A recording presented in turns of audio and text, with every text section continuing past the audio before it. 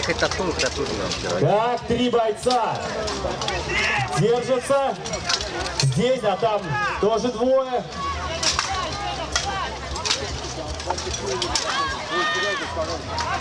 Продает свой меч и копье тем, кто готов платить за них хорошую цену. Герб в лазоревом поле, 3 серебряные перези вправо. Центральная обременена 3 червленными розами.